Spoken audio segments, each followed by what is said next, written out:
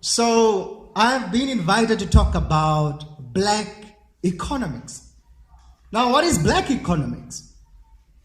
There's no black economics.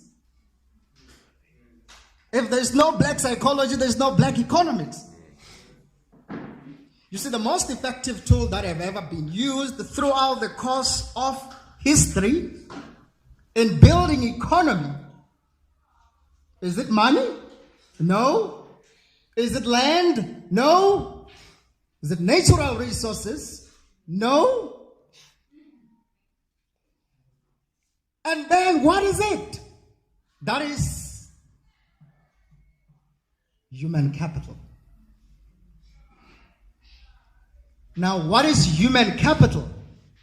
Human capital is your education, your collective group consciousness, it's your resources, your social investment, or stock funds. So, but black folk, throughout the course of history, have lost out that human capital. So as a result, that's why I'm saying there is no black economy. There is no black economy. So this is what have been the problem with the black community. Is we don't have black economics, not because we don't have money, or not because black people are not organized. Black people are the most organized group. But what do you organize about? Black people organize, go spend their money in beer. If you see, brothers, each and every weekend we spend between 800 and 5,000 on beer. If you don't have a 5,000, you'd better get maybe 5 more brothers to spend on beer. So you can't tell me black folk don't have money, because your mind is your number one resource. And if somebody mess up with your mind, they mess up with your life. Yes. So if we say black people are not organized, that's why we have lost all our black economics. That's not right. Black people organize in church. Black people in church, if you earn 15,000, they can take 2,000 from their salary, put as what they call their 10%.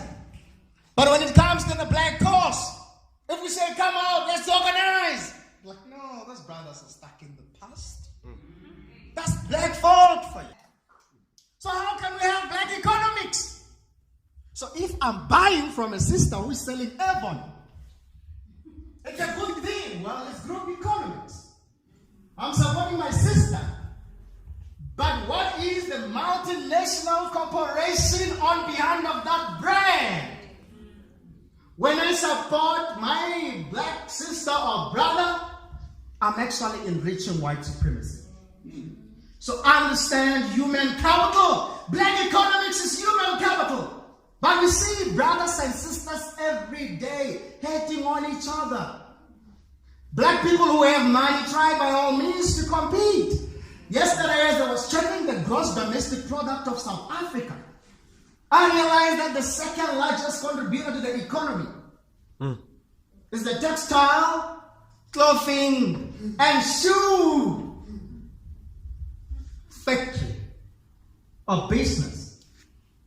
So that means black people pride themselves, those who have money, and they say, no, we're equal before the white man.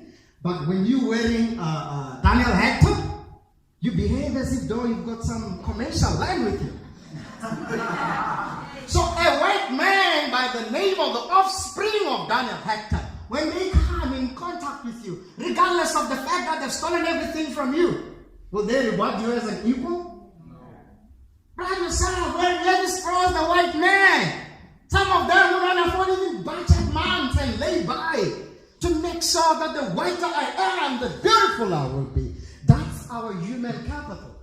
When you're talking about funding, you're sitting down in front of funding. In 2016, black people spent, this only in December, 500 million on the some stupid rhetoric. And understand something, that there is today's psychological warfare. The reason why black economics work hand in hand with black psychology is because they're investing in making sure that they keep you in check psychologically. saying the so-called yizo were not just serious. Those were psychological, sociological, and mind control devices to say black people are thugs. They glorified prison in that thing, and black people today still take pride coming out of prison. As if you've got a credential, going to prison. That's why we rape, we kill, we disrespect, undermine, and disaggregate our own black self. That is our human capital. And we're in an African country, but there's no black bank. There's no black bank in an African country. Are we insane? Is everything okay? Something is wrong with the black man. And for us to redeem human capital in our blackness, we need to organize black people. We need to re-educate black people, and we need to unite black people, because in black people lies human capital. Black people who have got money want to compete amongst each other to the point that they even kill each other. Those who doesn't have money pick themselves up. But when they get money, look at how they spend. How can a people who are 5,000 miles behind spend much more than the people who controls the economy? How do you explain that? You remember Dr. Cloud Anderson's advice, and this is what I want to share with you. And many people are sharing every day. There's a black meeting that Jewish money bounces 18 to 19 times before it goes to other communities. English money bounces 17 to 18 times before it goes to other communities. Indian or Asian money bounces 14 to 15 times before it goes to other communities. Black folk, immediately they get paid, it goes out to other communities. But buying inside your own community doesn't mean you're buying from a black business. Lucky Starfish, it's not a black product. Albany, it's not a black product. Understand what group economics and dig down to understand how this thing works. I have seen myself, black people, going to buy from Mr. Price, but they come back with the markums, plastic, a white multinational corporation. You identify with whiteness more than you identify with your black degenerate and kafir self. So where will we get black economics? Let me tell you, there's no government in the whole world that can redeem the brokenness of human capital. One last thing, condemning the political statement that we will give people jobs. That's bull.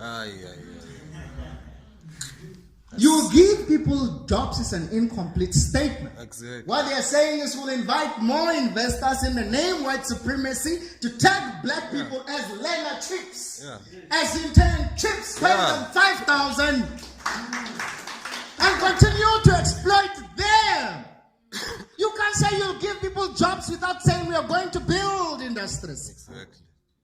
Did you know that the very same mining company in the name Anglo-American, the De Beers in Namibia, they don't trade as a private institution. They trade 50% with the Namibian government.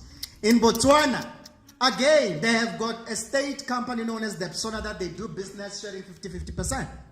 When they come into Africa, the most colonially structured cluster, with no name, not even a nickname. They operate as a private enterprise. They only pay tax just like me and you.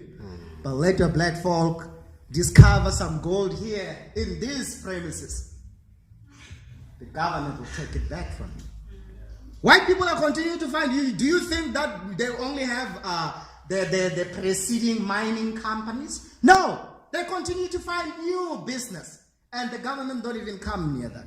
And you call that a country. It can only become a country if black people understand themselves and love them. There's no amount of money that will receive. You see, if you can receive $1 million before you're mentally liberated, that $1 million will kill you. So you think you don't have money, you are broke. No, you don't have a brain. Yeah, in terms of the black bank, that you were talking about and how we don't even have, what are some of the advances that we have within the black community to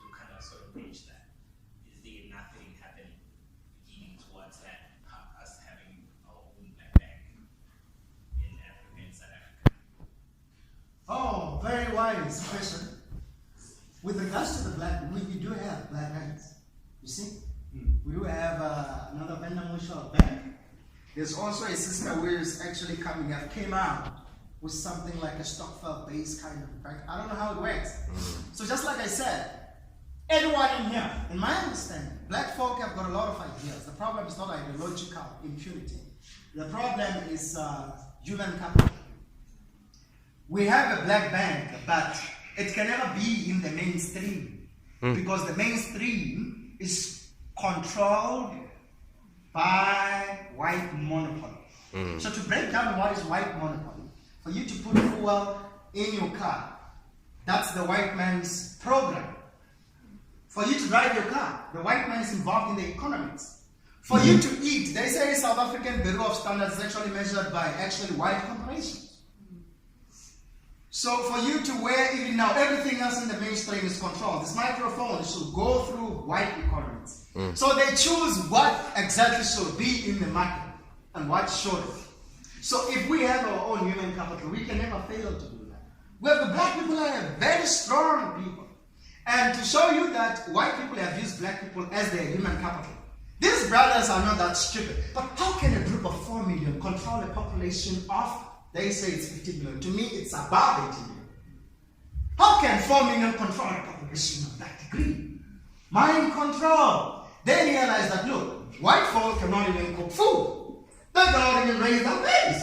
They can't even build a home. So look, man, let's not give this guy and consolidate their economics. Let's leave them there. Because for white people to function, a black person should be present in their house. Go into the white man's house, now you see a black person cooking, raising their babies. Go to Pick and Pay, Shoprite, and all these multinational corporations, a black person is in operation. Every mall that you say, no, get into the if you go, you see black people in construction, but you say white people built these houses and white men can't even lay a brick. So my point is, our human capital is mentally incarcerated, imprisoned, indoctrinated, dehumanized. And sessions such as this one, which should be actually done, it's more of a meeting to me. This is not even a seminar. It's not even an event. It's a meeting. Black people who are determined to redeem their blackness. So we do have human capital, but unfortunately we need to organize.